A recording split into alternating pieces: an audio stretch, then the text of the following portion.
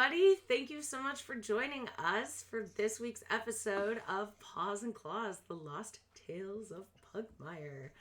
I'm Jess. I will be your guide. You might see me down in chat as Angry Nerd Girl. And without further ado, let's start meeting our cats and dogs, starting with the beautiful Honey and Dice.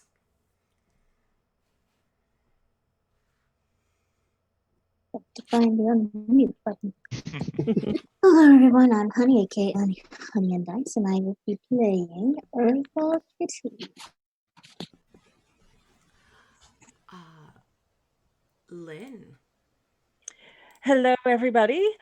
I am Lynn. I am playing Baguette Corgi, our ever trying to be a good dog shepherd.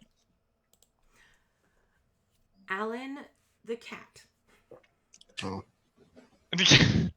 Hi, I'm Alan Engelson, and I will be playing Snowball, and I am not a good dog whatsoever. Yes, you are. Yes, you are. Cameron, also a cat. Yeah, hello, I'm Cameron Blair. I play Jean-Pierre Cachet, a truly revolutionary cat, and I am the antithesis of a good dog. And Tracks. Alan the dog. Greetings. Hello. I am Alan C. Johnson, and I am playing Grimly Greyhound, the anxiety greyhound. And you might have seen not with us tonight is our wonderful Lilia, played by Kat Evans, but please go check her out, give her some love on Twitter. And who wants to catch us up on what happened last week? That will be me. I will not do the recap in Jean-Pierre's voice. So essentially, we made a stop in our boat trip down from Pugmire proper, down towards the ocean on a quest given to our group by one of the two illustrious princesses of Pugmire. So we made this stop for R&R for the crew and to deliver a gift to a certain general. As we got off the boat, we met with Bagel, Baguette's twin brother, who had a bear named Balaclava. No, that's a face. Baklava. Close enough. Thank you. Yep. So, yeah, Jean-Pierre's starting to come out, but Baklava and reunited, and it was wonderful and great. And then we met a dog named Daisy, who was a golden retriever and a wizard. A mancer? I'm not 100% sure on the terms. But we also dodged some quackadiles, which were, from my understanding, a mix of ducks, logs, and crocodiles.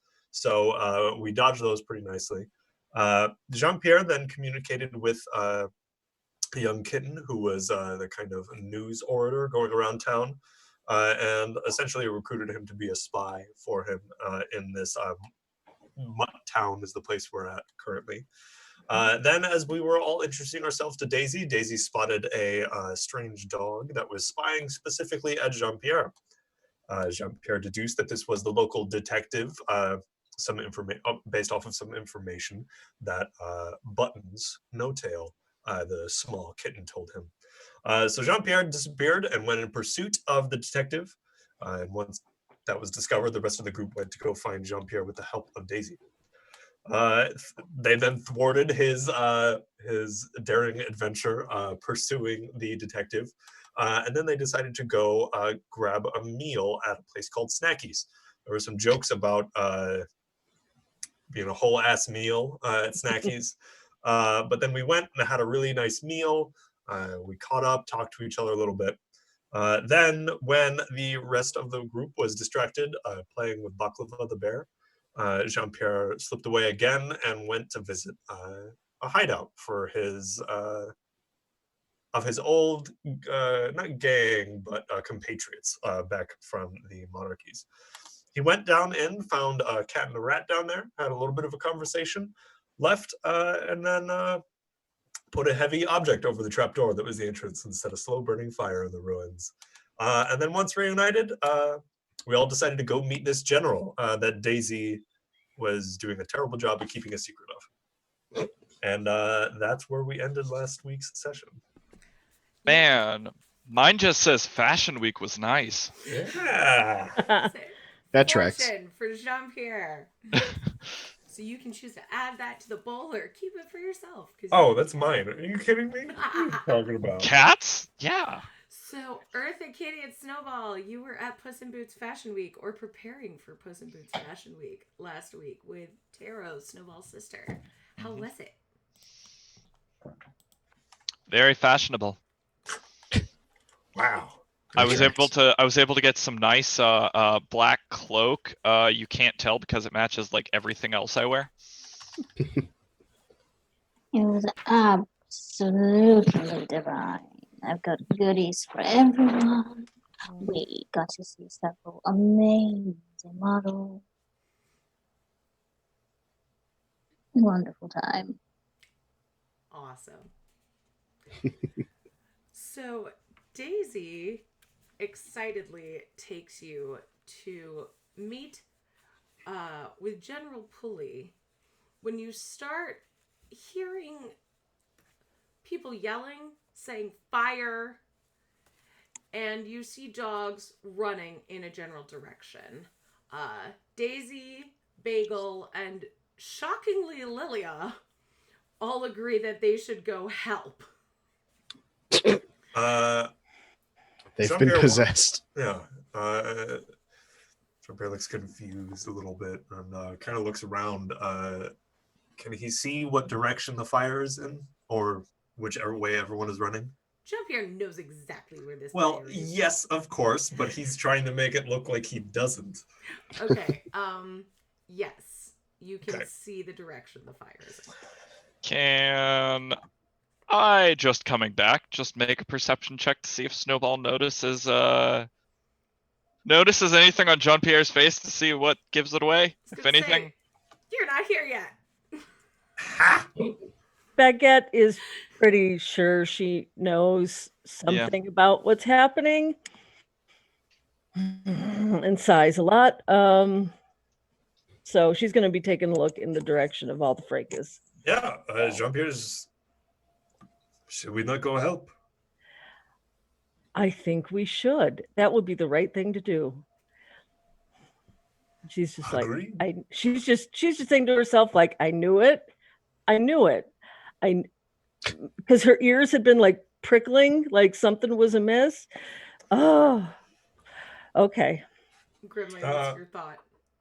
On one hand, fire, bad things happening are not exactly enticing for me to run towards, but just considering we've probably finished our food by now.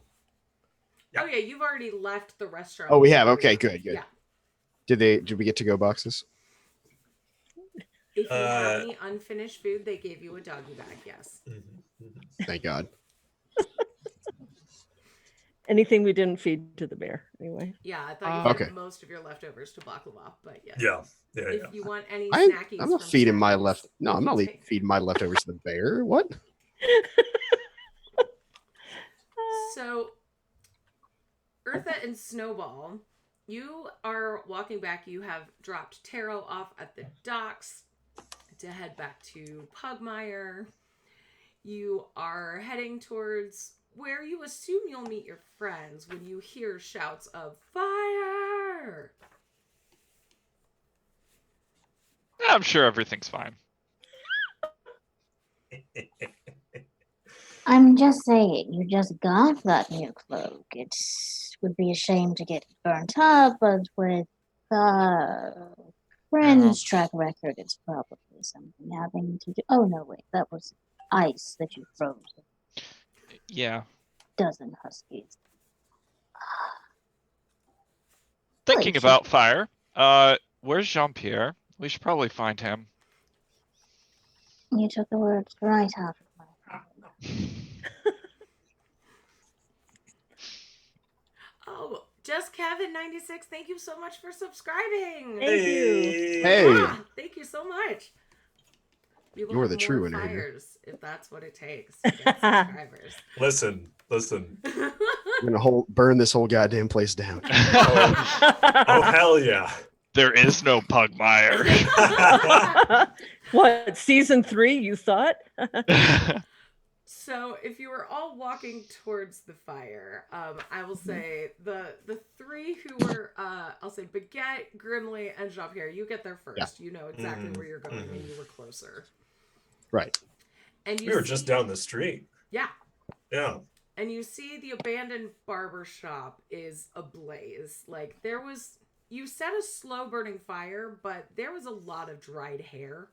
And this place was really dusty. Yeah. So Jean-Pierre, not saying anything, goes and runs into the fire.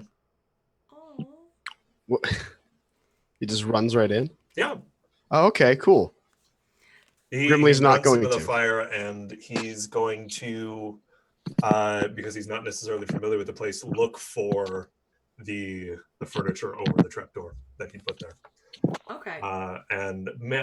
Because it's obscured, make a little bit of a show of not knowing what's going on or where anything is, but eventually just pushing it out away and opening the trapdoor. Give me a Constitution save, please. Oh, I am not horrible at those, so I am happy about that. Oh yeah, that is a 17. Yep, you're okay. You're smart. Covered your mouth. You're doing all right. Yeah. So after a little bit of show of kind of looking around, eventually finding that furniture and just pushing it out with all the strength he's got and throwing open the trapdoor. Okay. You see Rizzo the rat and Fiddly Bones the cat.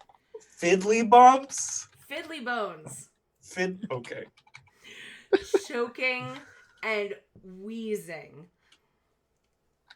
And like right when you open the trapdoor. Open the trapdoor. I told you should set alarms better, and then pull them out. Like, thank you so. Yep, pull them both out, and then just run out of the building with them. And at this point, Eartha and Snowball, you arrive to see Jean-Pierre bursting out of a burning building with a scraggly-looking rat and a scruffy-looking jagged-eared cat. Who's not ears. This is a different jagged-eared cat. Oh. Good. I'm just going to lean over to Earth and go, maybe he didn't do this one. We all followed and saw this, right? Yes. Because Grimly, yeah. Grimly's just going like, oh my gosh, wow, you just ran right in there. You okay? You pull out water jug and water skin and drink some water and make sure that the Rizzo and Fiddly Bones get some. Those Fiddly bones. Bones, not Fiddly Bumps. Beckett's concern, of course, is checking to see how and then- injured they are while that's happening. They're both struggling to breathe, but they're not on death's door. They just were inhaling smoke for longer than is ideal. Okay, Recommended by your doctor. Okay, so they don't need like healing per se. No. Okay. I mean, All right. smoke rises? So, Yes. yeah, so, and they were below. So, like, they're okay. They're just not having fun. It would definitely still get in there though. Yeah. Right. Okay. But they weren't like in the attic. Okay. I'm a scientician. Got it. Love you, Jess.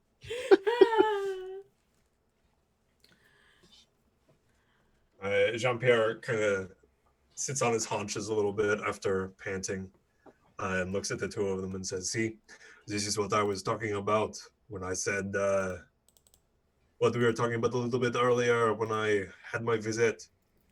Don't know what they can do to you. And Fiddly Bones just goes, well, we never had much of a problem before. We spoke at, we passed out flyers to the students and spoke at the library. Some student may have given the flyer to the wrong person, and they pointed your names out and maybe followed you home. The detective followed me earlier today, and I tried to solve the problem, but I was sorted. Can Beckett make a sense motive? Because, this sounds just really convenient to her ears. Please do. All right, let's see. Oh, that's a 21. Oh, Jean-Pierre, give me a bluff check, please. You got it. Snowball's just like eating popcorn watching this.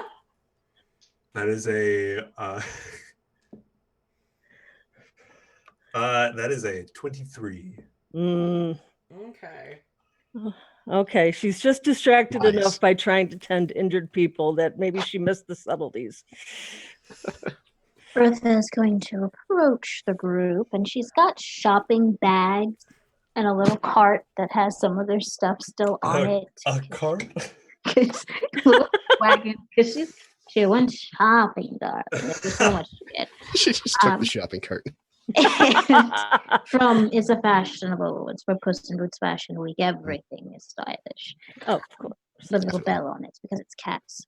And she's gonna come over, and she's got little tiny bottles of milk with the label of Puss in Boots on it, and it's got, some, non-addictive but good smelling catnip, little plushy toys in the shape of little things, and a couple of hats with extraordinarily fabulous feathers, and she just pushes it over, pauses by Jean-Pierre and hands him a little container of boot polish. Oh, And- merci. I know this one is hard to come by, but darling, a fire with you so close, and you're the hero this time. It's interesting how we can change the narrative with one heroic action, isn't it? He points at the marking on the side of the building and says, "This is a safe place for people like me." He gestures at Snowball, who he now sees, and says, "Snowball knows these markings as well. They are these two. I went to check in on and see if they were affiliated with my group from back in the monarchies, and I was correct. They are members of the Paws, the common animal." And he puts a hand on Rizzo's shoulder and just says, "Like minds to my goals." And there has been someone following me since we got here into Mud Town. He must have. It was foolish of me. He must have seen me go in and decided to. It is no matter. They are safe. As far as I know, there is no one else in there. And he looks at the two of them. Is there anyone else? And they shake their head no. And Rizzo kind of puts his paw on top of yours and goes, "Fuck the monarchies." And he, Jean-Pierre grips a little bit as you can see, it is not just the monarchies, my friend. Is the building still on fire? Yes. And it's a barber shop. It's a ruined. long abandoned barbershop. Yeah. And the gist of it was a safe house, and now it's burning. Mm-hmm. Okay. They were staying in the basement. The gist that Jean-Pierre got last week was that they had kind of just found the safe house abandoned, read some brochures, and were like, "Yeah, this seems cool." Do they have belongings? Would it be safe to assume that they had been parked out here for a minute as a safe house? Yes. Okay. They didn't So- create it. They're like squatters in a place abandoned by other squatters in a place No. that was once a business. Self-radicalized people. Yeah. And it's Rizzo and Fiddlywinks. What was that one? Fiddly Fiddly Bones. Bones. Fiddly Fiddly Bones. Bones. Okay. Fiddly wings. I love that name, just so you know. Thank you. Yeah. Bertha is going to go up to them both. Well, I'm so glad Jean-Pierre was here to rescue you. Is there anything in there of importance, or did you want us to just let it burn down? Well, there were the pamphlets, but I guess Jean-Pierre we could make reaches. some more. He reaches into the pouch that he put all the ones he nabbed and just hands them to them. Says, you may have to amend them after they try to, So nobody cares that there's a burning building in the middle of everywhere burning down? There are a bunch of or... other dogs trying to put out the fire, kind of around. All right. Just Jean-Pierre did the rescuing of the cat and the rat he knew were inside. All right, so just getting a general consensus. Do any of us care if the building burns down? Baguette, obviously, yes, does care, but she knows her limitations are, He's not a fire dog. she's not a very good fire dog, so but she'll help if she can, but she's like more like I'm the ambulance, You see a bunch of Dalmatians running in with buckets of water. Eartha's gonna say, well, all right. And she's going to go approach the building. She's going to pause, take off her lovely cloak, and turn. Now, whoever I trust this with will have to protect it with their lives. She looks at each person. Who wants to hold? Grimly had his hand raised, but when you say that, he just kind of lowers it. Like Snowball's just holding his hand out. There you Jean-Pierre is also holding his hand out. So she's going to drape it so that it drapes on both of their paws. Just this is our friendship club. Well, it seems we're closer than we were before, Snowball, eh? Yeah.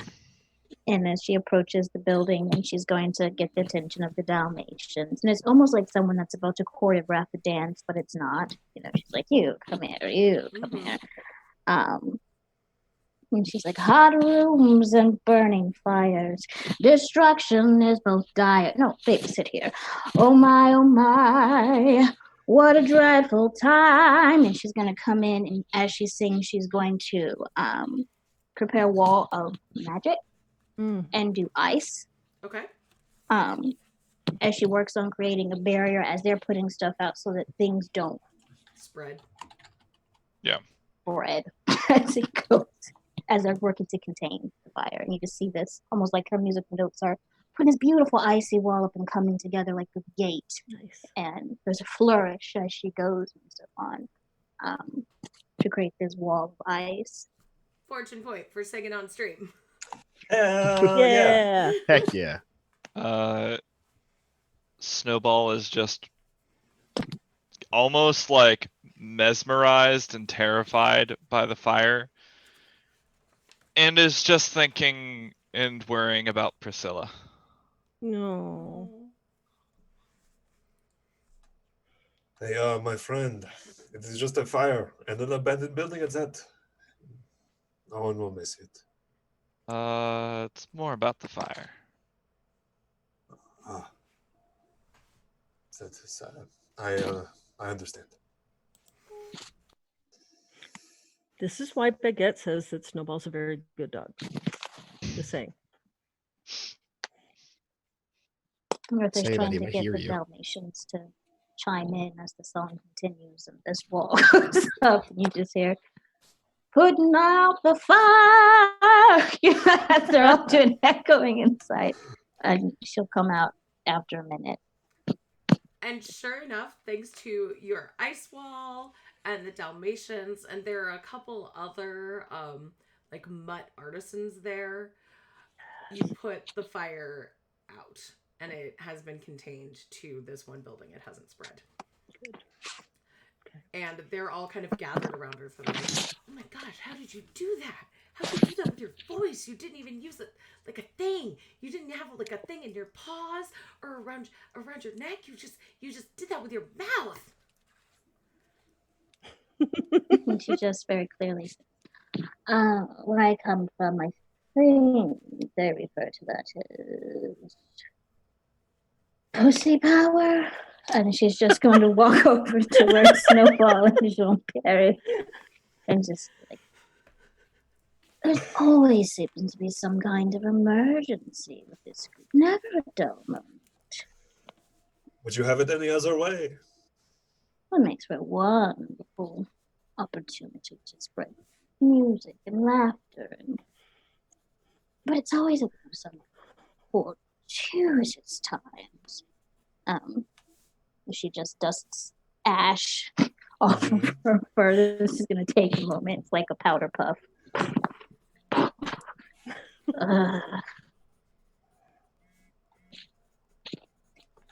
Well,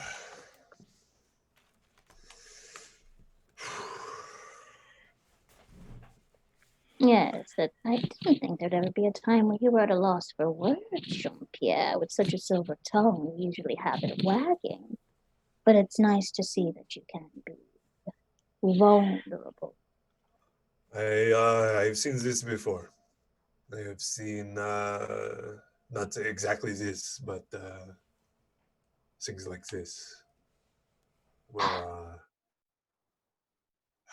enforcers find those that are most vulnerable, that they're trying to change things, revolution or not, and stamps them out.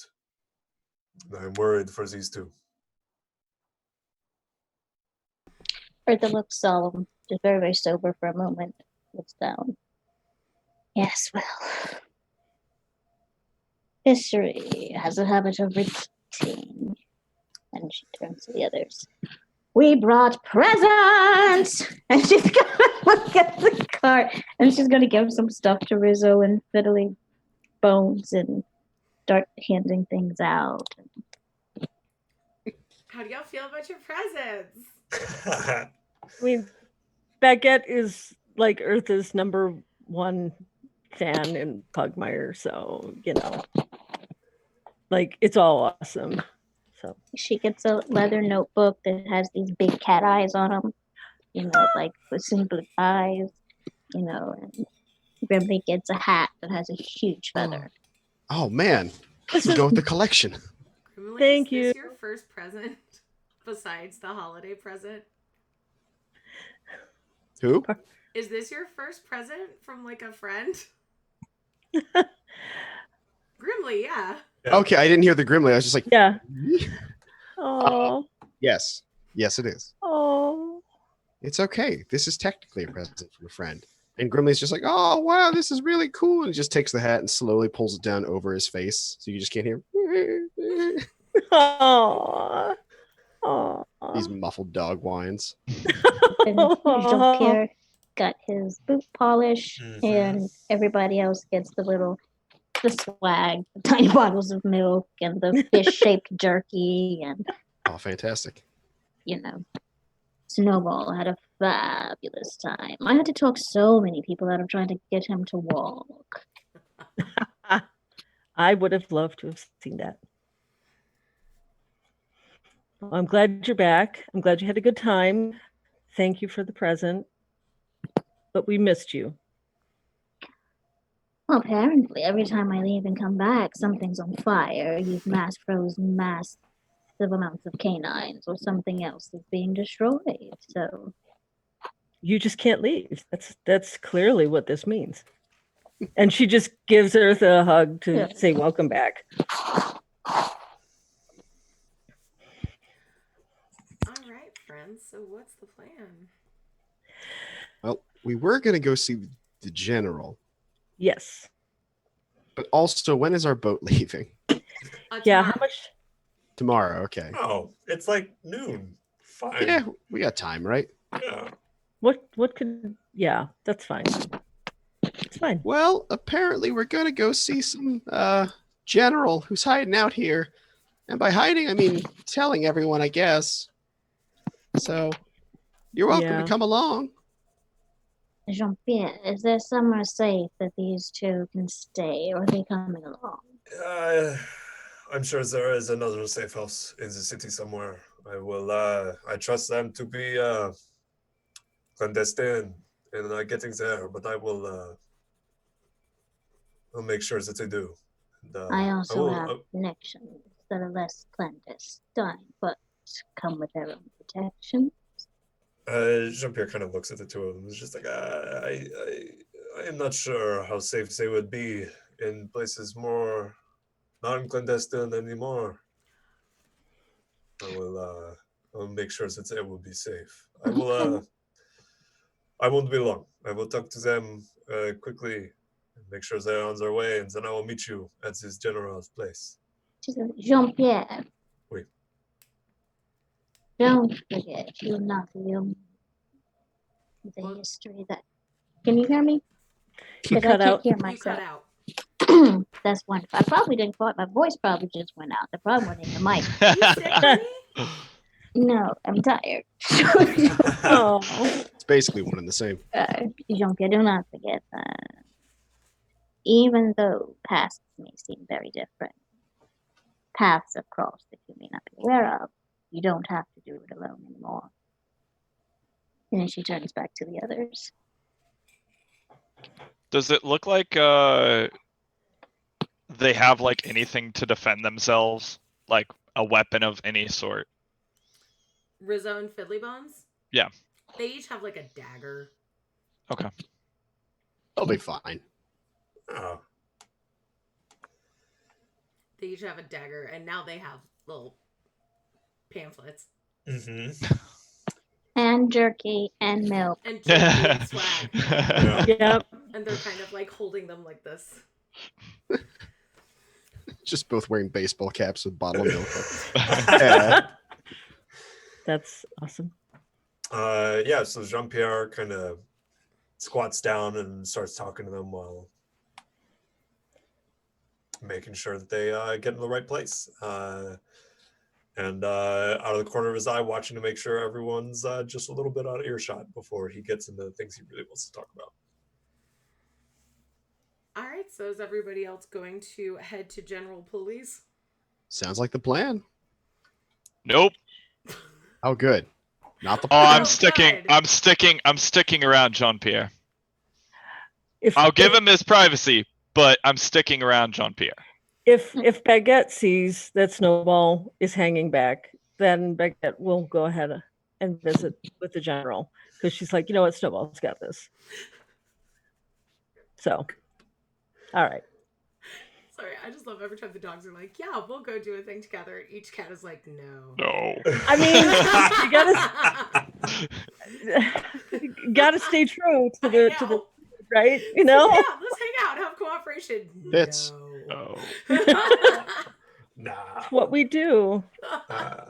Eartha is going to look between Snowball and Jean-Pierre, read the situation, and because cats can look out for each other, she's just going to turn to Baguette and grin. Well, they have this well.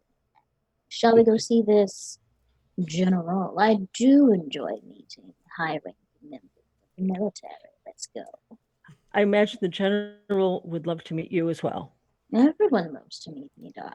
Exactly. And we'll continue kind of ushering them, half ushering, half following. She Okay. doesn't know where she's going. So the three of you head down the street where two of you just were, like, an hour ago.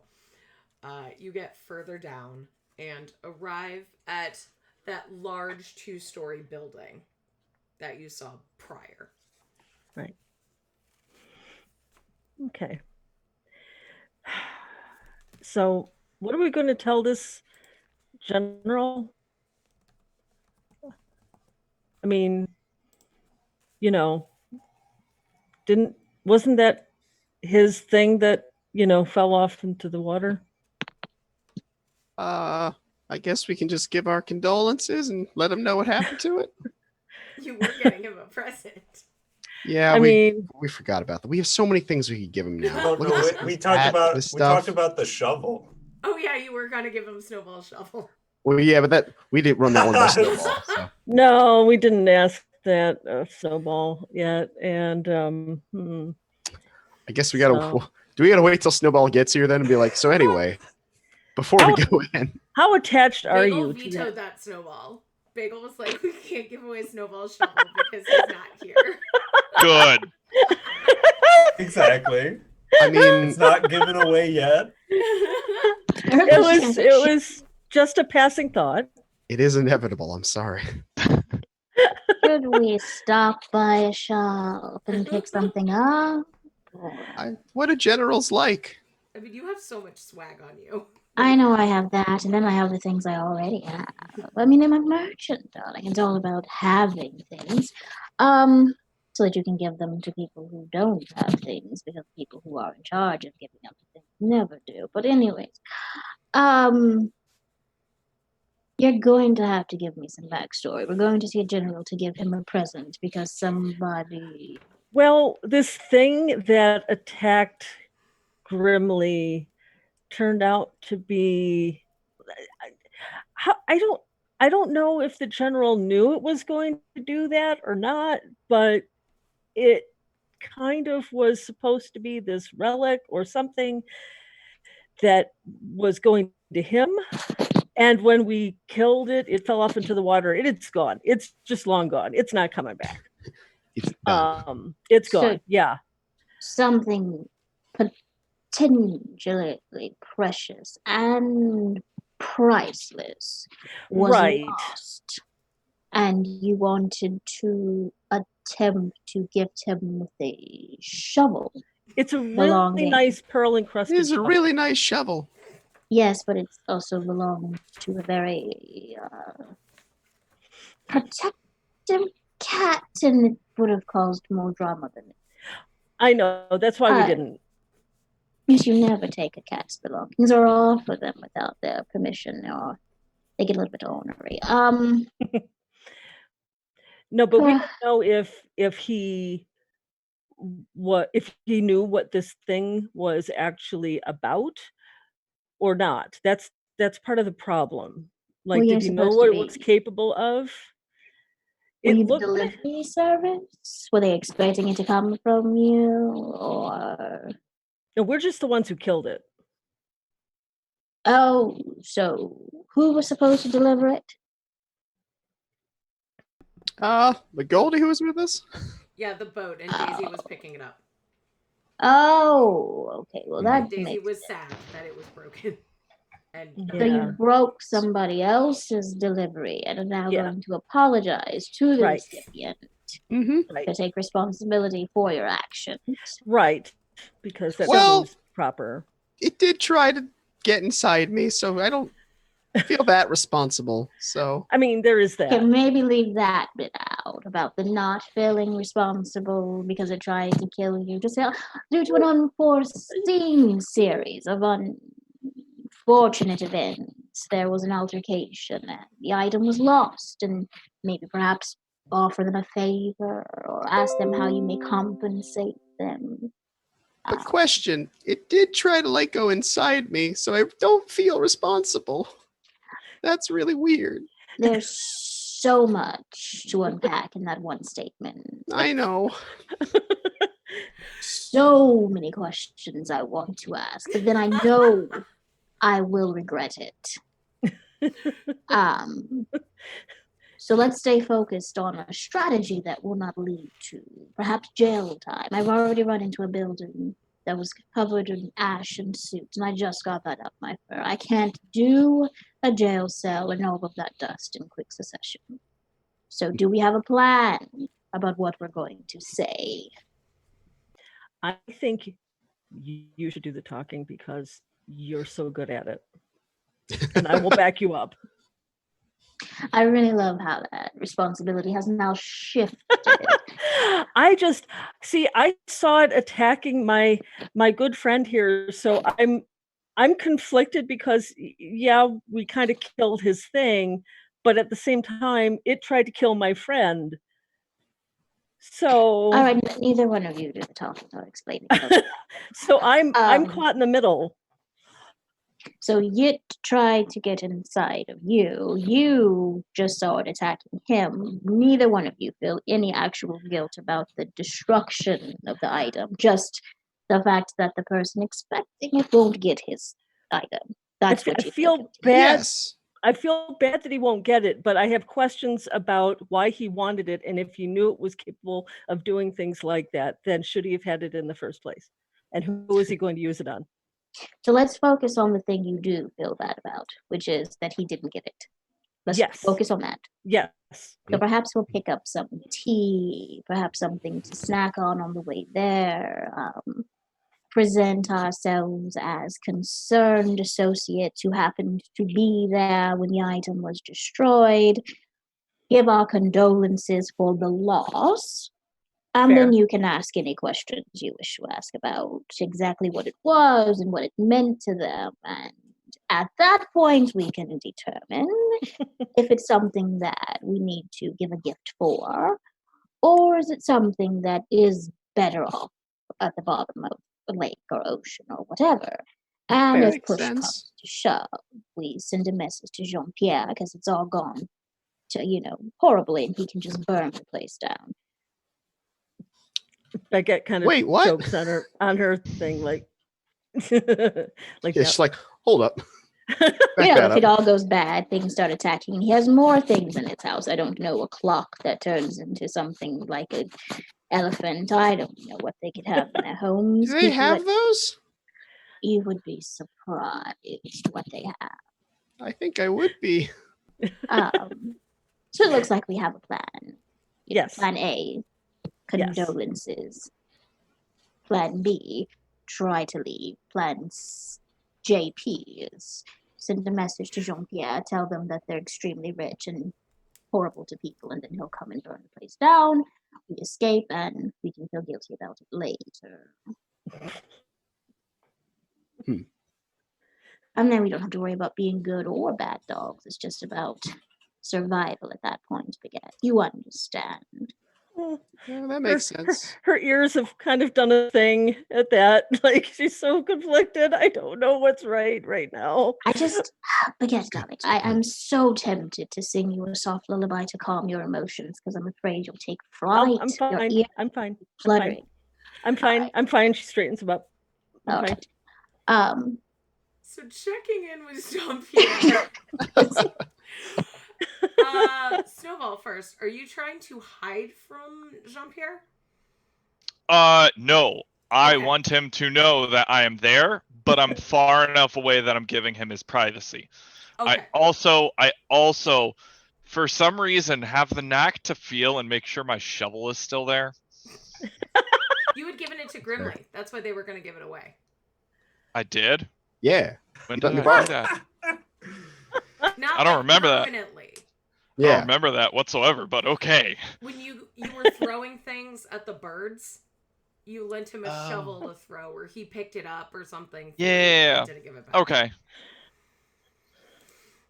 My God. It's so beautiful. My God. So Jean-Pierre just kind of squats with them and says, you know how to use those knives. Stick him with the pointy end, right? Wait. But, when you are sneaking in the night, sometimes they can reflect the light, the torches or the moonlight, and he takes out the boot shine that Eartha just gave him and takes the top off and takes their knives and rubs it on it so that they have the black sheen and they don't reflect light as much. Ooh.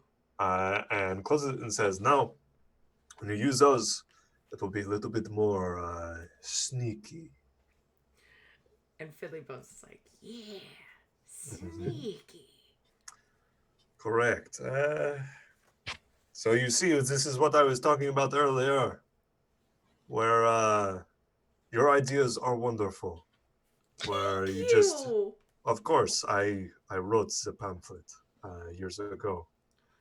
You wrote the pamphlet? He takes one from them and flips to the last page in the bottom right. There's all the initials of all of the original gang, and there's JPC.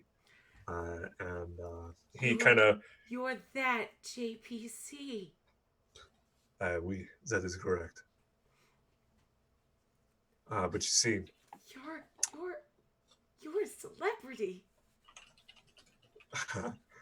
in a way. But say your name's like a mantra before going to sleep. Those initials. I appreciate that, but you are missing a bit of the point of the pamphlet. It is not about these individuals who wrote this. It is about the ideas themselves. It is And about Prince goes, yeah, fuck the monarchies, right? no. So monarch to make this quick, so we're not sitting here for the rest of the day. Uh, the monarchies are a symptom of a greater problem. Is it cats? No. So cats are involved, as are dogs, mainly, and some mice, as far as I know. But As soon as you you say ever, mice, Rizzo looks kind of disappointed because hearing it was just cats and dogs, he was like, "Heh." do you ever walk the streets at night and look in at these big buildings with the lights on and wonder what they did to get them? And how nice it would be to have a little bit more food on the table and a warm bed that you do not have to worry about. Yeah. Yeah, I did too. I do too. I know many cats, dogs, mice, and rats who want these things, who want just a roof over your head. You don't have to go and live in holes in the ground. So you pry the window open with a dark knife, We. and then you raid the pantry when they're asleep and sleep on the couch. That is a good step forward. Just to making sure that you are not getting caught. And the other thing is not every not every creature, every animal is a part of this system. So they are stuck in it. And there are some that help to enforce this, that help to put others down, you know? There are the ones that set fire to the building in hoping that your library meetings would stop. And Philly Bill just goes, yeah, if I ever find that asshole, I'm gonna stick him with the pointy end. Well, you're in a bit of luck, although I'm a little worried for you. I believe I know who set the fire. Ooh. And his ears just go flat back. Snowball starts approaching the second the ears go back. Because I can't hear a thing. I just see the ears go back. There was a detective who saw me earlier today, and I did my best to hunt him down and stop him, but I believe he followed me after I was thwarted in my endeavors. But he is a cat's paw of those in power, those who wish to keep those like us down. So it's like, and Jean-Pierre looks at Snowball, like my friend Snowball over there. They are all a symptom of the same problem.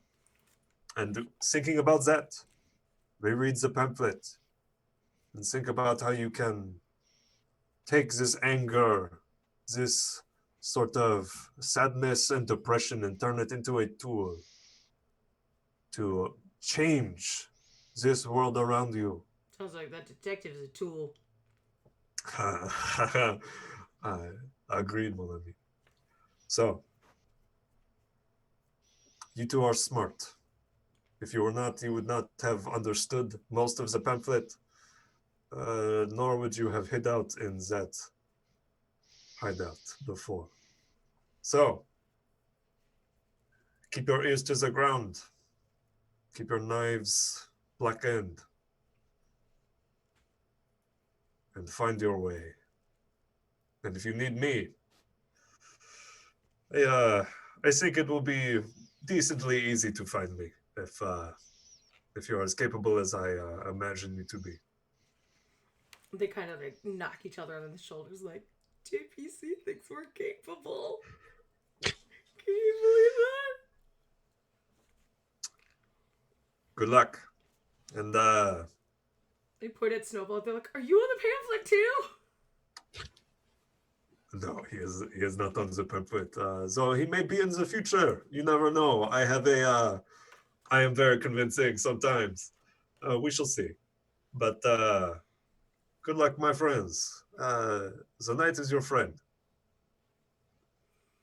Thank you for all your life lessons. We would have died in the fire if not for you. You're so brave. So are you. Make it kind And of with teary-eyed. and Jean-Pierre looks at Snowball and shall we go, mon ami? We have to catch up with our compatriots and meet this general. I'm ready when you are. Oui. And Jean-Pierre clasps Fiddly Bones and Rizzo on the shoulders and starts to go down the street. All right. You're not bringing Rizzo and Fiddly Bones, are you? No. Okay. Yeah, No. they are sad to say goodbye because now they think of you as like a celebrity who also just saved their lives. As you walk down the street, you see Buttons No Tail selling papers again with a new headline. Some arsonist again, another animal alight, elementalist evil everywhere. I'll catch Buttons' eye and be like, my friend Buttons, you have new news. Oh, hey, Jean-Pierre, what's up? Hey, I have a bit of a scoop for you. I have information on who sets a fire. All right. Tell me about it then. It sounds like it's this fire chap who's lighting things aflame in Pugmire, possibly freezing dogs too. Actually, have you heard about the kind of meetings that happen in the library once a week? Oh yeah, the political meetings. Nobody much cares about that. Oui. Well, it seems a certain detective does.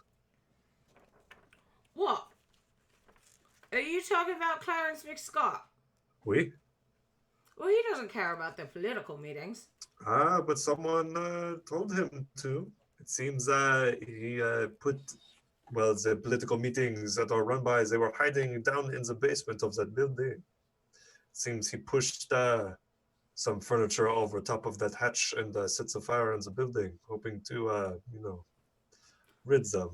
Why would a detective light a fire when he could just arrest somebody? And Jean-Pierre at that pulls out a bunch of plastic and hands it to Buttons. It's just, political motivations. Righto, I understand exactly then. Sounds like this Clarence McScott is a no good killer. Agreed. I'll let the boss know. Wonderful. Thank you, Buttons. You're a source of always good news. This is the best day that you came to town. I'm pleased to meet you too, sir. And he waves at Snowball and scurries off. I just look at Jean-Pierre and do I want to know? You can if you want to. It is a bit of a longer story than I think you're ready for right now. We'll talk later. Agreed. I start eating some of the jerky. So the other three of you, are you still debating about your plans A, B, and JP? I mean, depending on how long these two are taking, Grimley is all for going ahead and just seeing the general at this point. Because we've been putting this off for a while now, so Yeah. we'll puzzle something out without him. Okay. It's going to take a moment to make sure Grimley's all straight and cloak is together. Baguette, make sure she's all together. Remember, presentation is important if you want to have an advantage in these type of interactions. Grimley, that hat is quite fetching. Might need to take the feather out. What color is it? You choose. Cool. Color It's going to be a more subdued green. But when Earthus is that, he just shakes his head and says, "No, actually, I think I got it," and reaches into his bag, pulls out like a scarf and puts that around his neck and says, "There, that'll set off the feather." It does have a certain flair. I love it, darling. All right. Very sort of shadow block charm, roguish, It suits you. Fashions of Pugmire. Yes, like a verdant shadow block kind of. Yes. Becca's just in her acolyte's robes, so whatever that looks like, I don't know. Yeah, she's It's got chic. It's avant-garde. All right, now do you want to wait for the other cat before we go in? Did I just hear that shadow block charm? You did There it is. not. We were complimenting Grimly on his dashing. I heard that, but that is not what cats Yeah, wear. We're But that being is not what encouraging. cats wear in the shadow We're block. being encouraging. What? We're being encouraging. I actually do not understand. Okay, Jean-Pierre. Oui. Let me spell it out to you. Oui. We have a handsome young greyhound Oui. with a neckerchief, Which looks and wonderful. a dashing hat with an extremely large feather. Agreed. He believes that this is how the Shadowblock dress. So I have told him it's a more verdant Shadowblock chic-ish look. Snowball has already facepalmed. But we will Jean-Pierre. talk about this later. Yes, just Yeah. let it Let go. us It's go. Do you No. think I should go with something darker or? No. Yes. Oh, okay. I think. I- Do you look good? Yes, you look good, and that's the ultimate Well, I test. always look good. The ultimate thing is, Grimly, are you happy with what you are wearing? Oh, no, never. I always pick an outfit, but then I'm 5 steps down the street and I want to change. Well, let us take 4 steps into this building, so you will not have to take the 5th step and feel uncomfortable. All right, So- before we go in, I want Wait. everybody to look at me. Now, everyone focus. We are a family. We are a group. Mentally, we should be as one. And with your consent, I can do a little trick. So if someone wants to talk something out, they can do it with their mind and not out loud and somehow get us into trouble. With our mind? Yes, I can't read your mind, you can't read mine, but we can connect mentally to talk silently. Ah, Try yes, that I approach. have used this before. This is very useful. Let us do this. I used to do it a lot when I was younger and a kitten. We'd go out and we didn't want people to hear what we were planning. We just, mentally link up. I did the same thing. Grimly's just looking at Snowball like, "Nee." And I'm going to use telepathic bond. And it lasts 1 hour. I love it. That's good. That's good. She's hoping that people will remember. Or else this is useless. What does telepathic bond do? Telepathic bond. You forge a telepathic link among 8 willing characters of your choice, likely linking each share to the others for the duration. You can communicate telepathically through the bond, and the communication is possible over any distance. Ooh. Oh, okay. Then I have a technical question. Is that like us sending what we're thinking or what we want to say to people in like a group chat, or can we Yes. send it to like individuals? I believe it's a group chat because Group it says chat. through the bond. Yeah. Okay. Good to know. Okay, Just so see Snowball being there like, fuck you, Jean-Paul. I want to be very clear No. that Grimly is doing the mental equivalent right now of spamming the chat with emoticons and has been for the last like minute since Eartha started explaining this. Like, Oh, overwhelming. Eartha's having second thoughts, but then it looks like a dog sticking out its tongue. The pee. Grim. The cat's sending memes. Oh gosh. All right, shall we go in? Yes. Yes. All right. When guess Eartha so. links our minds just right. Is anyone knocking on the door? I don't know the setup here. Is there a door? Is there a Yes, fence? Is there a it gate? is a big house. You're like in a town, like a medium-sized town, and this is a 2-story, like city apartment with a balcony. So Eartha's going to take a step back and look to Snowball and Jean-Pierre and says, Not Jean-Pierre. She's going to look to Snowball and say, would you like to knock or stay in the back? I'm honestly not used to using the front door, so I'll stay in the back. Right. She almost tells him that they were going to offer his shovel, and she pauses. All right, the back is the best location. They do not stand far behind me, everyone. And she's going to go in. Knock at the door. Okay. I'm now thinking, hey Grimly, can I get my shovel back? Baguette's just like, oh. Grimly jumps like 3 feet up in the air. So the door opens to a spotted dog who looks kind of like an Australian Shepherd meets a Chihuahua meets a blue tick coonhound. Just Interesting. like floppy, many colored spots, two-tone eyes, funny-looking dog in a uniform. Aw. And he looks at you and just says, "Yes, are you visitors? Are you may I help you?" Yes, we're here to see the general. Is he expecting you? Are you and he kind of tries to look behind Grimly, who's the tallest. He's trying to look around. Is Daisy with you? We are here on Daisy's behalf. Unfortunately, the nature of our visit would keep her on these shores a little bit longer than her delivery schedule had. So she sent us as messengers to deliver the most dire of news.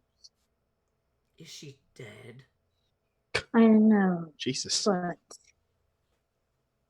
I do consider it dire when something I was expecting does not arrive and will not be arrived. Oh, thank goodness. Talk to the general. It's about the delivery.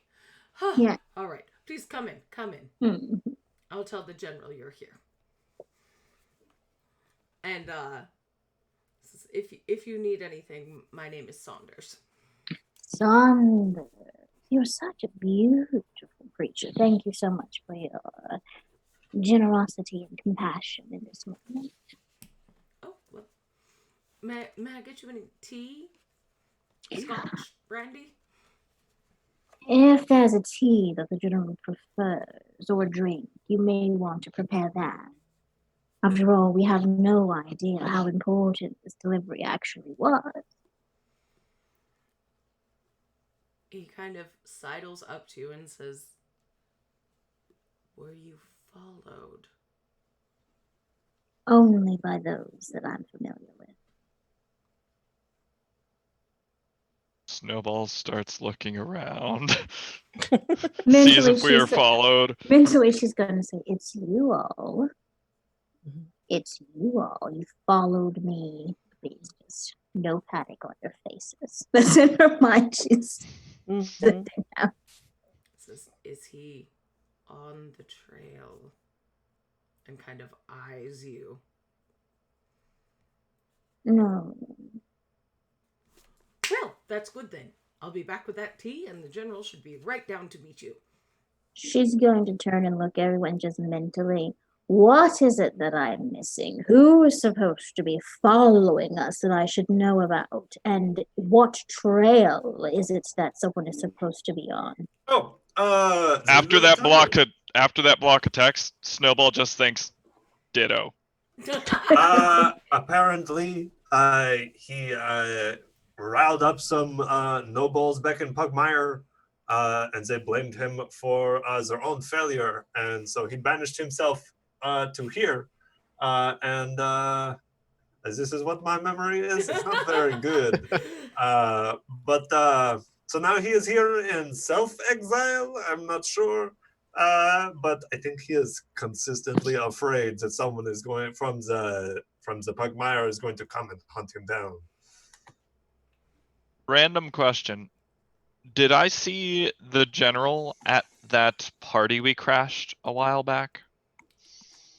The one at the palace?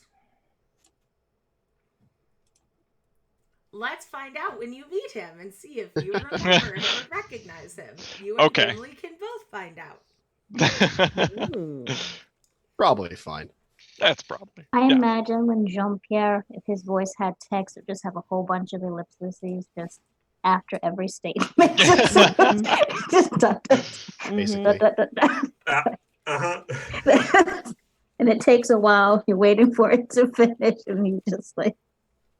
But We'll it get looks there eventually. beautiful. You know. Jean-Pierre's totally the cat who would just leave you on red Yep. and then have an ellipses and then just nothing.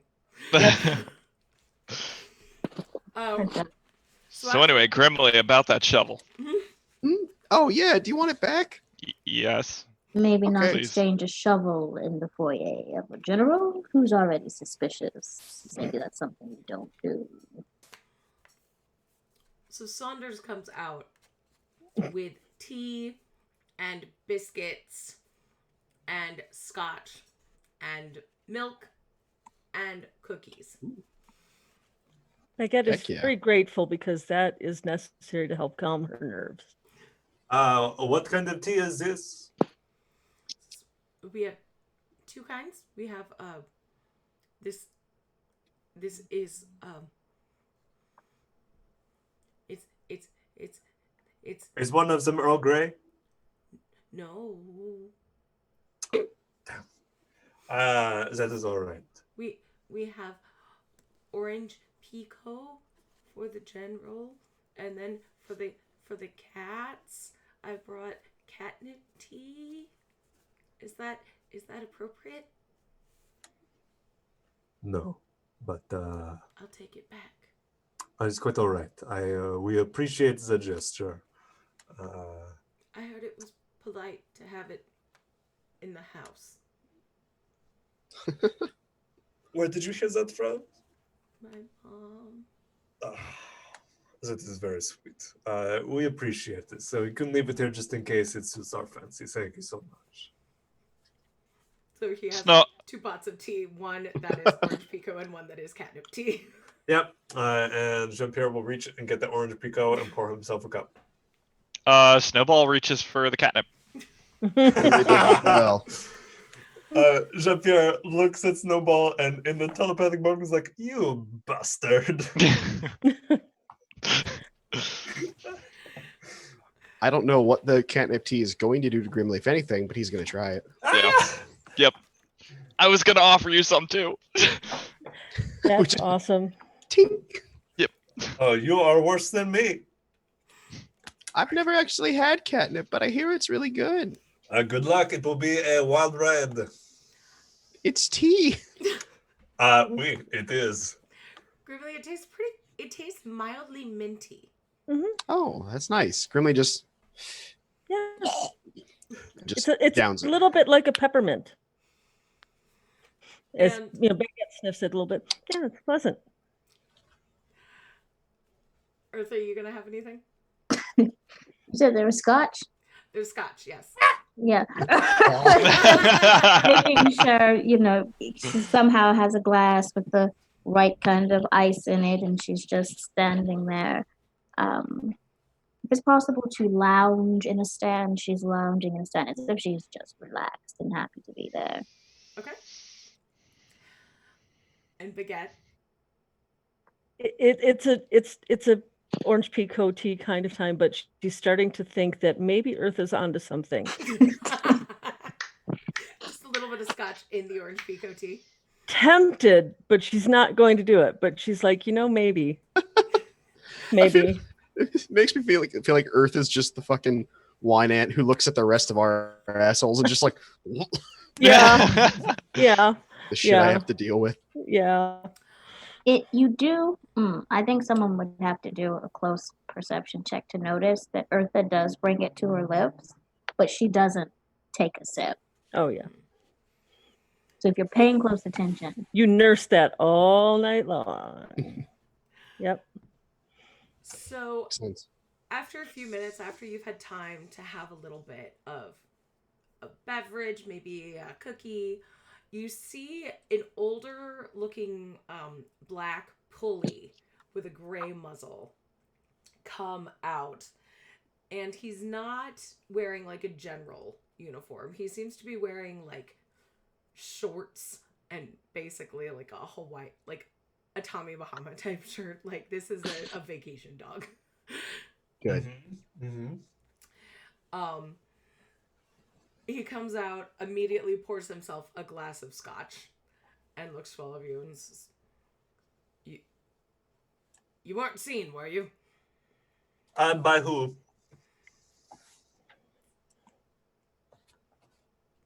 Well, my name's Tiger. It's nice to meet you. You're friends of Daisy. That's what I've heard. We are very good friends with Daisy. She helped us avoid some trouble earlier today. And we just had a wonderful lunch down at Snackies just down the road. You could get a whole last plate at Snackies. Agreed. It was delicious. I think they should actually make merchandise out of that and make that their tagline. I think it is a wonderful joke. At this moment, Eartha realizes that neither Snowball or Jean-Pierre were around when they made the plan. And she's Right. kind of sitting here going, Right. how do I recover? General, I've heard only wonderful things about you. To the general? Mm-hmm. Because, most people around here don't call me the general. So I'm wondering who you were talking to. Monsieur, Daisy. you know that is not true? Well, Daisy does her best when I'm supposed to be incognito, as it were. And I personally probably wouldn't be here making this report had I not been so taken by the fact that someone worked their way up ranks to get such a title and dedicate themselves to a life of service. As soon as you say service, it's hard to see his face because, pulleys have, like, all of that fur, like, hanging in their face. But you can tell he bristles and sits up a little bit straighter. Now, I am Eartha Kitty, and I'm here with my compatriots to deliver a bit of news about your recent delivery. Yes, it's very important. Unfortunately, due to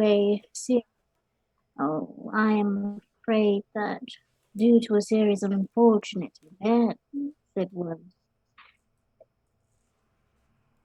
You glitched out. lost. Oh no, honey. Am I still glitched out? Off and on. Okay, you're better now. Yeah. Let me know when you can see my fingers wiggling. Okay, they're Can you wiggling see now. my fingers We're good. wiggling? Okay. All right. What did you hear? What Ursa is trying to say is we were on the boat that was tasked to deliver your gift, but the gift attacked. The masterwork, yeah. Go ahead. And Eartha just goes,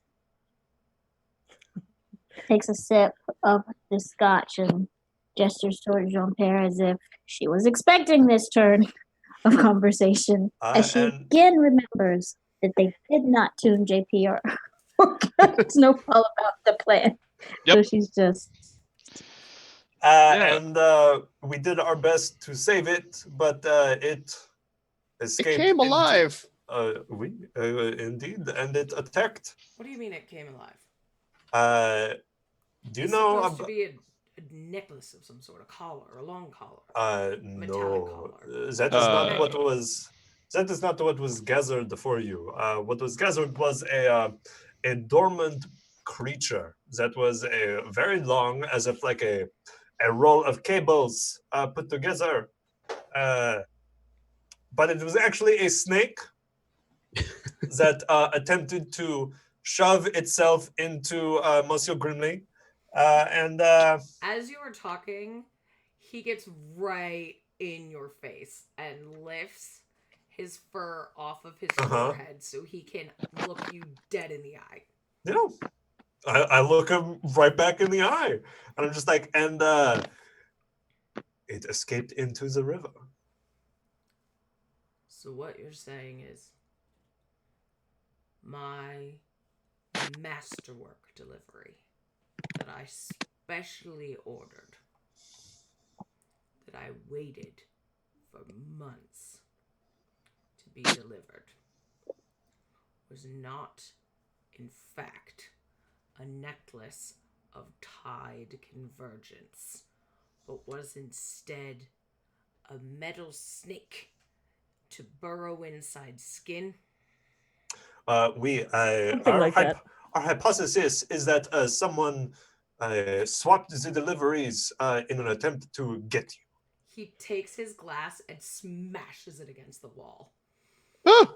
It was very deceptive looking. It didn't look like anything out of the ordinary at first.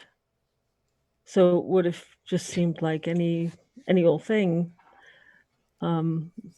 until it tried to attack. A very useful assassination technique, General. They're all to me. They can't just let me be. They can't just let me be. It's not my fault that Lady Clarabelle got caught up in what she was doing. Of course not. It is only natural that nobles blame their underlings for their own failures. You know, I thought I heard that what was going on with the friends up in Pugmire got cleaned up, that they all got arrested, that, they'd leave me alone. Stop. But it seems I can't just spend my exile in peace. No. They still Forgive me. old Tiger down. Forgive me, General. Why did you run away in the first place? So I wouldn't be killed. But apparently that's not working out so great, is it? Why would you have been killed? He pours himself another scotch and sits down. Once I was a great general in the army. I made a lot of friends. I retired. Took an easy job working for my friend Cedric Colley, captain of his household guards. Personal guard to his wife, Lady Clarabelle. Next I know, Lady Clarabelle and Cedric are going to secret meetings, so I'm her escort. And they're going out in the woods, so I'm her escort.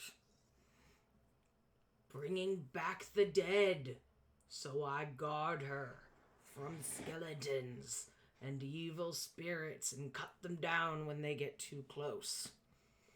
Till I said, enough! This is not why I fought the wars in Hountain. This is not what I made a free Pugmire for. It should be for everyone.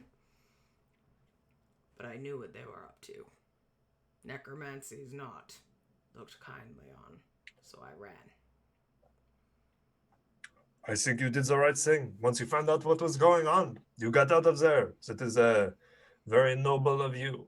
But I do have some good news on this front. My compatriots here, they are experienced at killing these undead. They have experience felling these friends of man, apparently.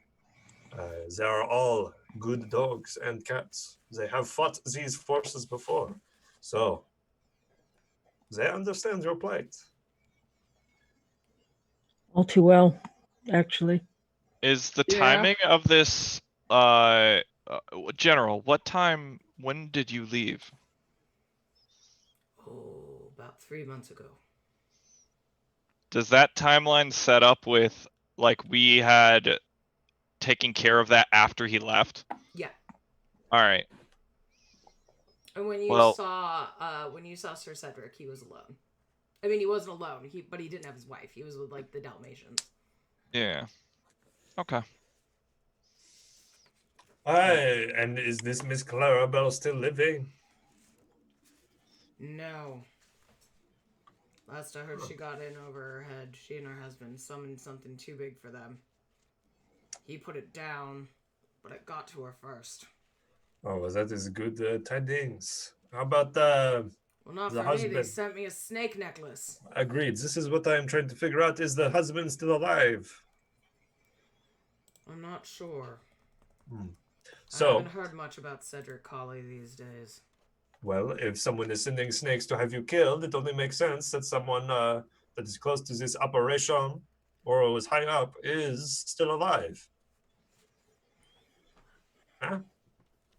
The rest of you, besides Jean-Pierre and Urtha, you know if Cedric Colley is alive. Maybe not again. I don't think you were there that day, but I don't think so.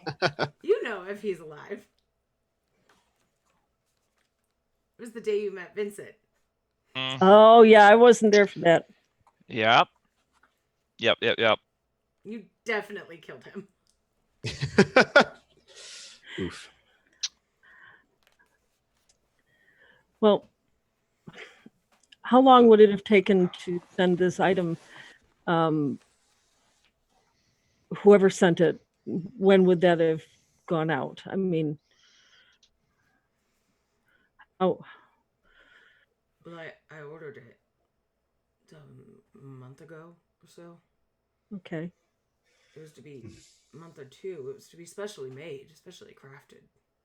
By who? I asked the college. Oh. Aloysius Labrador. He was a good friend. Oh, Professor Labrador. He's the Snowball reaches for the scotch. best wizard I've ever known. I heard he was an excellent professor. He and I served together back in the day. Well, it seems my compatriots have some feelings about this professor. Maybe you can elucidate this general and by proxy myself. He was part of the Friends of Man. No. This explains it, all of it. This is fortuitous news, but unfortunate. Broke my heart to realize it too. But he is dead now. I hope so.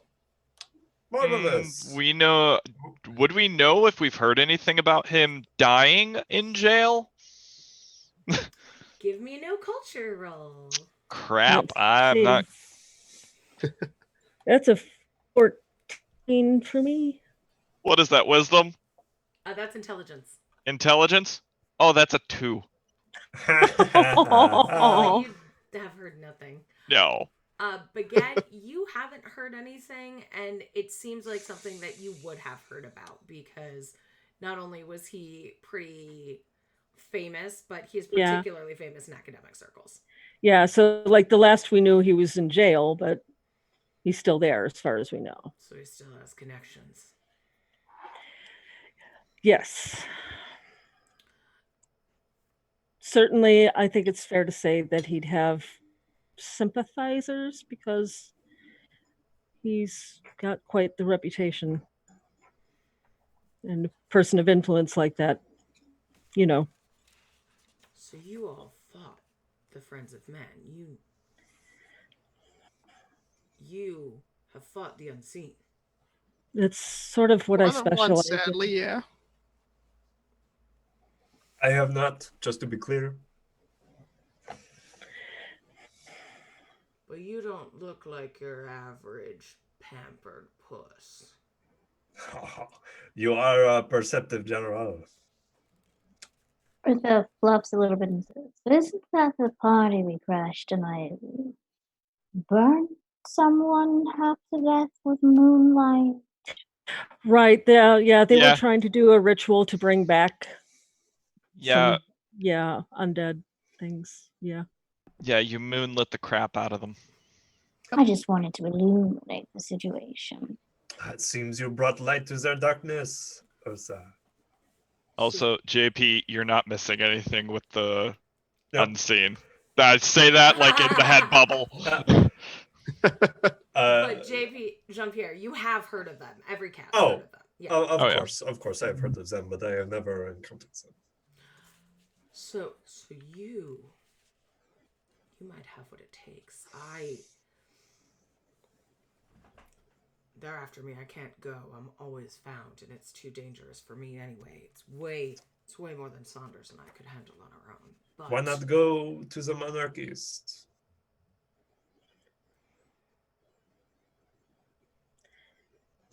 at the time, I was worried of starting a war, going to the monarchies. A general like me having fought in the cat and dog wars, seeking asylum there. But if I go incognito, yes. But let me. But you, if I give them, and he kind of just calls out the door, goes, Saunders, bring the thing and the light. You could get to the island. Oh, Monsieur, we are already headed there. What do you have in mind? It's like Baguette's ears are so at attention right now because this is all about her area of specialization. She's like, talk to me. Everything they were trying to do, all of their power comes from the island, the lost Isle of Tears. But The Isle of Tears. It's a cool name. You can't get to it. You can't find it without Easy. a special compass, without a special light. And I collected them, and the necklace was supposed to be part of that. But forget the necklace. There's no time for a necklace, especially if they're sending these snakes. But if I give you the light and the compass, you can find the Island of Tears. You could put an end to this. You Wait. wipe out the unseen. Oh yeah, you're like, the general is speaking Baguette's language. She's like wrapped in attention. This sounds like something that we can do. It seems fortuitous that we crossed paths, as we are already ordered to go down there to investigate this island. Who's investigating the island? Who sent you? Who? The Princess of Pugmire. I don't remember their names. Yosha. One What of does them. Yosha want with it? She To wanna destroy claim it? them. Does she want to Oh. make it part of Pugmire? I No. don't She's a think good she little wants girl. that. I believe she Oh. just was having us check out any unseen activity. I mean, this directive came after the business with the Friends of Man, so we were dispatched on this mission as a follow-up. So she wasn't sent by Professor Labrador. You're sure? No, I If he believe has you. any involvement, I would be shocked. I can't say for certain about anything at this point, but nothing that we know of connects to him as far as what we're doing. I don't believe there's any connection there whatsoever. Okay. Because if she heard that I was asking about a necklace of storm calling, then they might know. No, they couldn't know. They couldn't know. And at this point, Saunders rushes in with a compass and a massive lantern that looks like it's for hanging on a ship. Ooh, Good. okay. By the way, as this guy's been going on, Grimley's just been like slowly doing this together. There's like, and just thinking through their telepathy there. Is he okay? Oh, No. Snowball, Arthur is just give me a con check, please. Con check. Yeah, from your catnip tea. 19.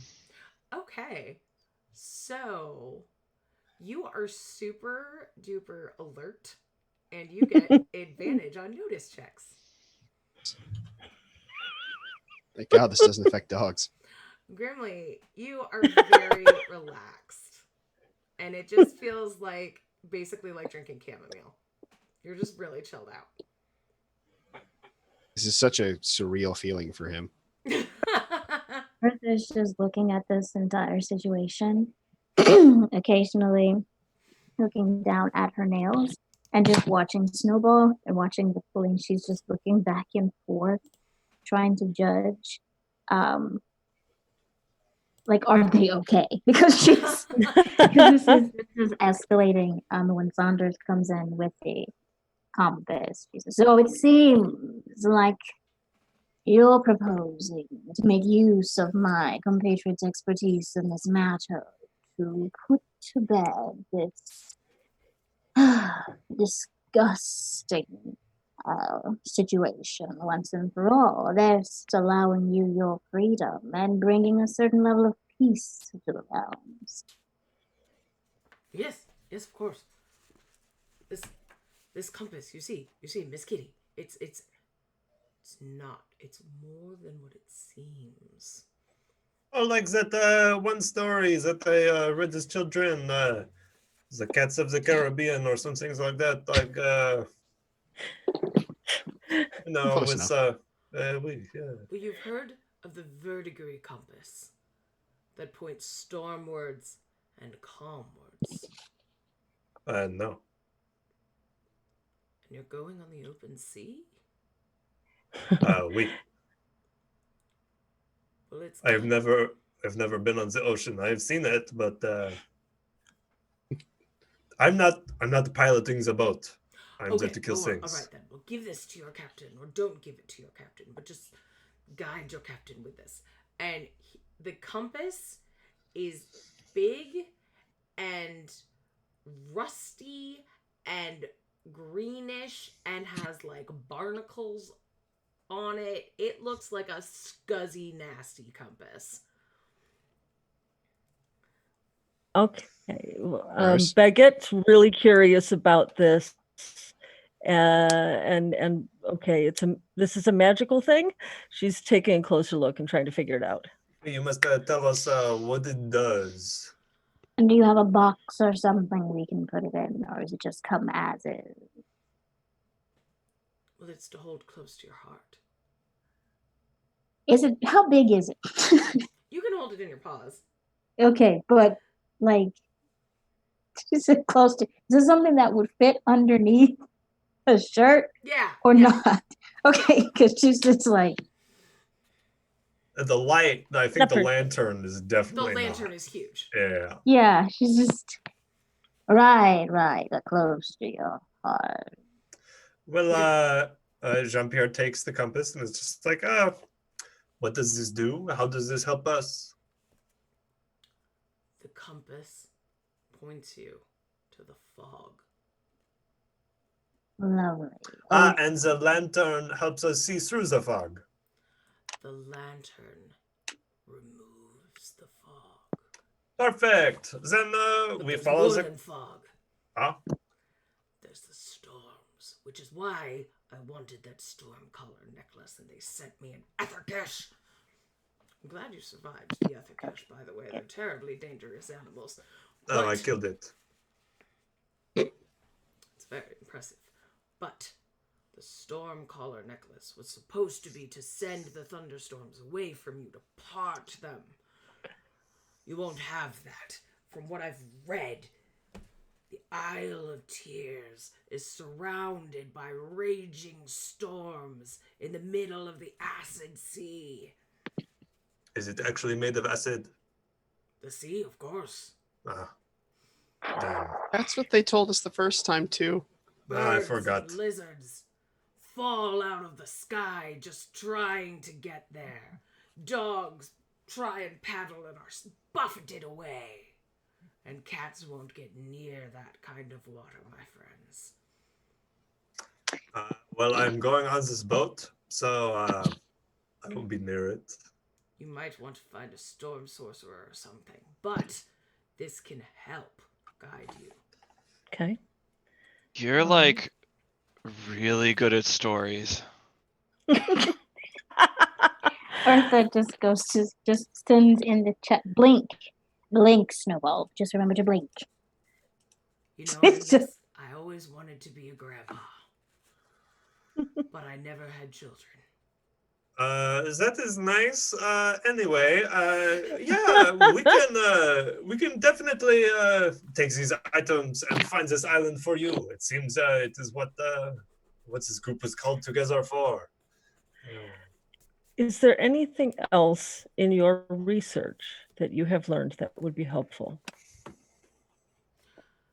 There's more than one island.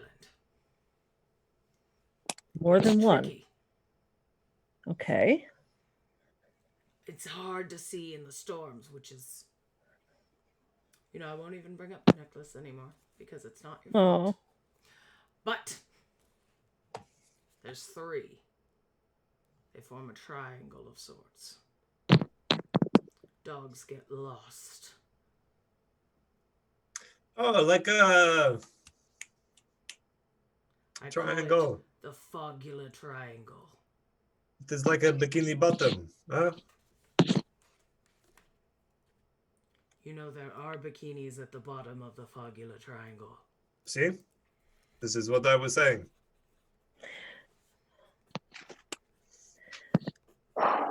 So Well, with these, You enter at one side, and then all of a sudden, you're on the other side, and then your ship is gone, and you're alone in the acid, and then you're nothing but bones. What if we find a way to go under the storm? Well, you'll be under the storm. The storm is in the sky, my friend. I mean, under it, so we dodge the storm, huh? I know almost nothing about seafaring. So Honestly, this all sounds pretty cool to me so far. what? And Eartha just in their group text mental thing, if there was possible to sing a meme, it's just a meme of a sad looking kitten that's soaked from being in a bath. It's just like she's just like, this is just okay. So Grimly laughs out loud. Just at nothing, just Well, it seems that it was a fortuitous meeting. We'll take these items and, make sure that the unseen are dead. And we will find our way through the storm. You have nothing to worry about. It's harder to kill a creature in its home turf. I have take experience extra with this care. general. and we want you to just relax your mind about it. We were going to be your hands, your feet, your heart on this mission. We'll be fine. We are experts, after all, in dealing with the unseen and the impossible. And the scene. not really good at being feet, but I think Earth has got the right of it. I won't Right. be here when you return. If they've found me enough to send me the necklace, they can find me anywhere. Well, you ordered the necklace, General. But they knew it was me. Daisy ordered it for me. But they knew it was for me. Monsieur, Daisy ordered it. We learned that you were the general from Daisy. Within like 5 minutes of getting here, yeah. Oui. It was pretty wild. Daisy's the leak? Oui. No. She would never No. do that. No, She's she kind is, of leaky. It is not a kind of malicious intent. It is just she is not the wisest. I have Right a then, it looks like we have. detective around, but I don't know why he's here. Oh. Excuse-moi? He's outside. I don't know, but I've been extra cautious. I haven't been outside in weeks since I heard he arrived here. I know he was not from here. All Anyway. right. Well, it looks like we have given you the news. You've given us some lovely items. Looks like we actually have a mission now to make everybody feel better and be safe. And we hope you, my dear General, get to where you need to go safely. And I advise not telling anybody. I will not be at Waterjog Port. right. And I really do want to wish you well on your particular mission as well. Is there anything else that we think? And she's going to send the message. Snowball, blink. Blink, Snowball. She's just going to... One, the catnip tea apparently is amazing. I can smell it from here. If we could get some of that to go from Saunders. It's hard to find good quality. I've already poured an entire water skin of it. Honestly, The water it's really skin is nice. just full of it. While you guys were talking, it's really good. I've never It's had not it bad, before. but it's super chill, you know. As you can see, tins all around. And it's rare to find a canine who provides such culturally sensitive, high quality products to those of us of the feline nature. So we appreciate that so much, General. Well, Saunders was raised by cats. Oh, we must talk more after this. I think the important thing is that we've been given the honor of fulfilling a mission for someone so experienced and dedicated to truth and honor. And I, at least myself, when I speak for my company, will do everything we can to honor your legacy. You may not have grandchildren, but I would say we're all blessed now to be your extended legacy in this way. And Baguette will add on to that and just like hold on to her holy symbol and say, I swear it. His tail starts wagging so fast. Says, well, it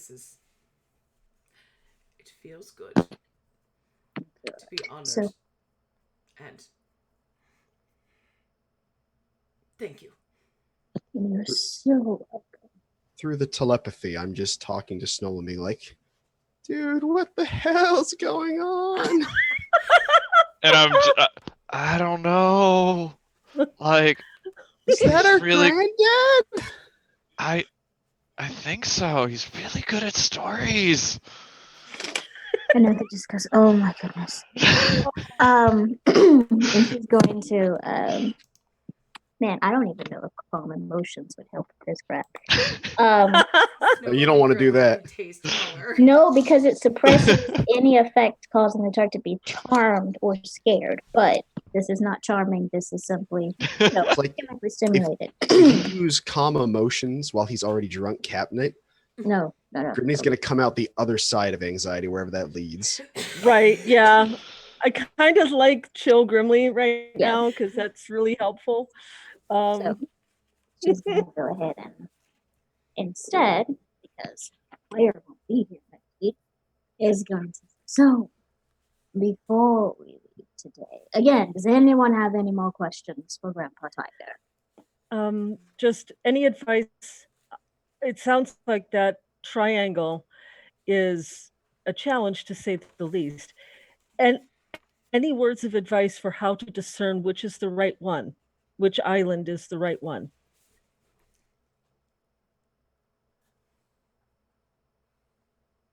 They're boats. They're both. The boats are the sign. The most Okay. boats. You can't Yes. trust anyone. They'll steer you aground. But if you've Okay. steered aground enough, you'll know you've arrived. Not Okay. every shipwreck is an accident. So go to the island with more shipwrecks, essentially. You have a gift for poetry. You are speaking in riddles, and it does not make time quicker. Okay. And Eartha almost puts in that is like when someone starts to type and then retracts it. Kitty is She typing. She Backspace, almost, backspace. she almost puts in there. You know, Jean-Pierre, I have this thought almost every conversation, but she doesn't. because- All right.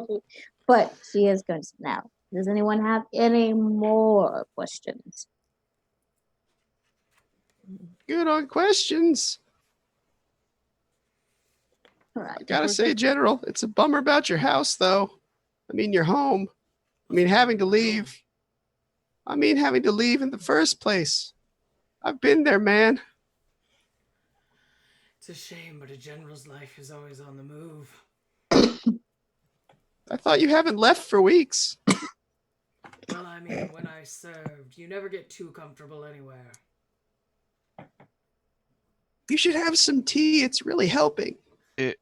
It was really nice not killing you several months ago. It was really good not killing you several months ago. Wonderful. This was Thanks. this was a great Thanks. meeting. So Okay. we will take these relics and use them to the best of our ability. Yep. And I hope to never see you again, General, unless you can be of use to me. But we shall see. Bon voyage. We are leaving now. Come on, everybody. And Jean-Pierre just kind of goes behind Grimly and Snowball and starts hurting them a little bit. Yeah, Grimly out. Watch your back. Urtha We're turns always to. looking for you. Oh, good gracious. And she just turns to Chloe and she goes, "They can't kill you time and again. They have tried and failed. You are still here to fight. They tried to send a gift. It was a snake. But luckily these dogs and cats made it pass away. So times are scary. Soon these dark times will pass away.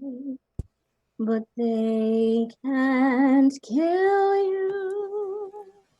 And she's gonna just blow a kiss. "It'll be all right, Grandpa." And then turn and head out. Take the whole bottle of scotch with her. And she heads out. Becca's After- gonna leave with the lantern and you know. In the telepathy, Snowball's just like, that was so beautiful. A little pog champ just pops up in their head. Oh my god. Urtha is just afterwards. She's going to talk to Jean-Pierre and Kat, which I guess is French, and it's just going to be mercy. Because she was trying to handle that, and it was good to have somebody else to talk of. And she's just going to like tell me, "If the snowball comes anywhere near that tea, you have to be the first line of defense." And then to Grimly, "How are you doing?" She's like checking, giving her water skin. "Drink this, Grimly, drink Oh, this." thanks. I'm not that thirsty though. Grimly, my darling, my precious greyhound, my dashing, verdant shadow block greyhound. Please drink this water. And she's just going to do that, is she? But everyone who heard that's going to get a D6 as an inauguration for next week. Oh, thank you. And as you are checking in with everyone, you notice there's one extra dog here. Oh, curious. 2 Grimleys. And Yep. just goes, Swords out. I didn't do it. Swords out. and it's a Scotty. Yep. Swords out and pointing at him. And he just goes, "So you were leaving the general's house then? Care to answer a few questions?" No. "Well, I'm afraid you don't have much of a choice." I believe that's up to me and not up to you. "And you are?" Doesn't matter. "All it does to me, this is Houndtown. Or Mutttown, as it were. So it seems that you are I'm mixing from up your... Houndtown." It seems you're mixing up your jurisdictions then, monsieur. Because this is Mudtown, not Hometown. So it seems that you should be on your way and stop bothering us, or you should understand that things will not go well for you. is going to step forward. I'm sorry, I don't think we've been formally introduced. You had questions, I have answers, and a full bottle of scotch. Can I have catnip? Nope, in their group chat, she's gonna be like, Snowball, I swear, not. Do you have a license for that there, catnip, son? Oh, it's legal catnip. It's tea. It's tea. It's medical. He's It's medicinal catnip. Medicinal.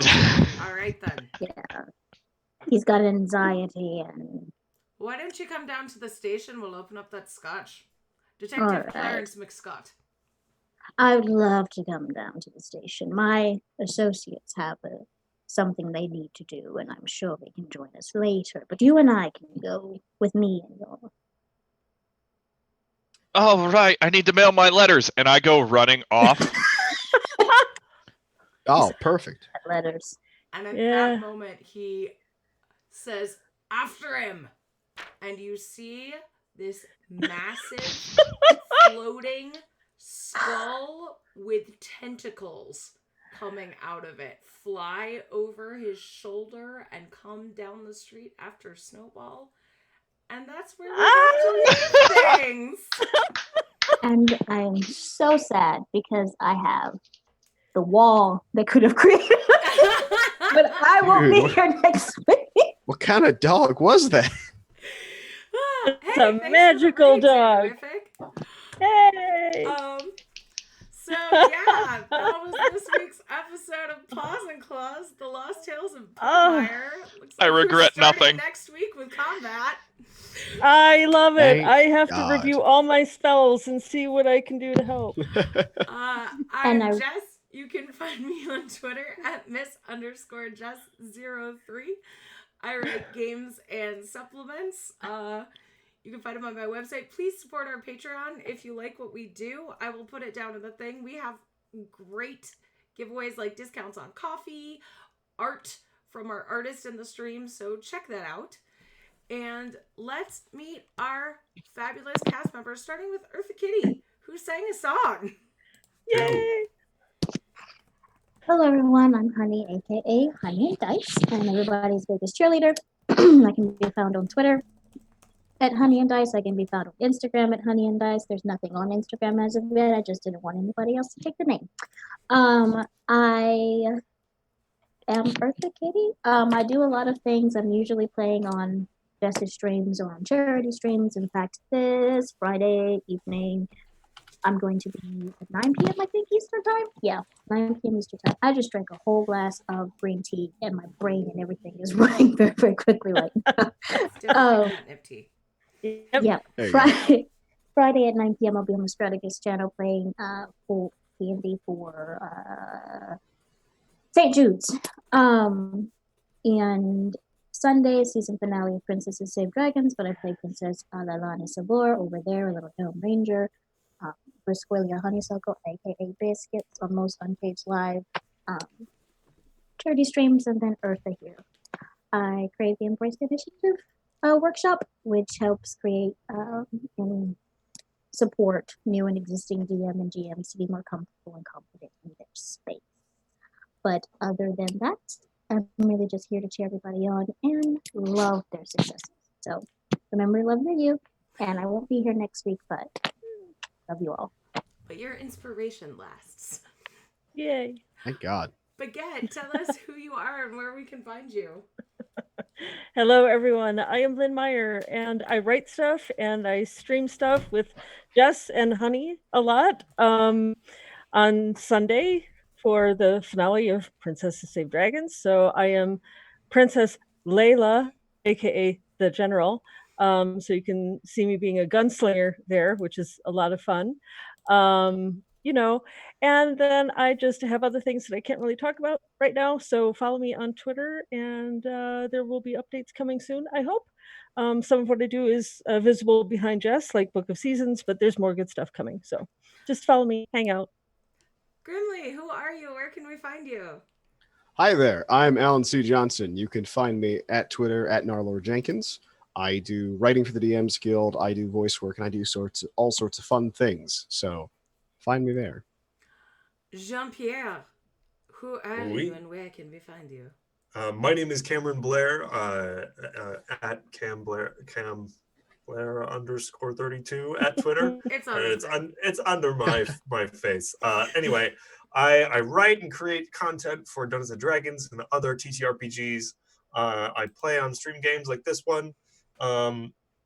Next week on the 18th, Uncaged Anthology Volume 4 is finally coming out. You can get it on DM's Guild. It is the first adventure I ever wrote. Me too. I believe it's the first adventure Jess ever wrote. It's going to be amazing, full of hags and other beautiful monsters, and flipping the original tales on them.